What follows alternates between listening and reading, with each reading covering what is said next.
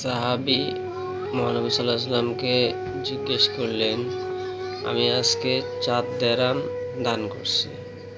1 দেরহাম একটা লোক জিহাদের জন্য যাচ্ছে, ওনাকে দিলাম। 1 দেরহাম একটা গরিবকে দিলাম।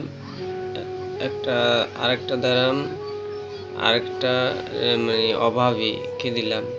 আর আরেকটা দেরহাম দিলাম আমার নিকটস্থ গরিব আত্মীয়দেরকে।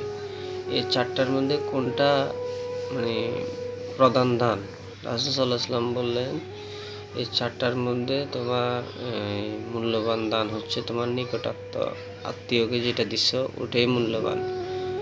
তো আমরা অনেকেই আত্মীয় স্বজনকে কোনো কিছু দিতে সংকোচ বোধ করি, কিন্তু আল্লাহ রসুল এটাকে অনেক মূল্যবান হিসেবে নিয়েছেন। আমরা দিই কিন্তু খোঁটা দিই, আসলে এটা ঠিক।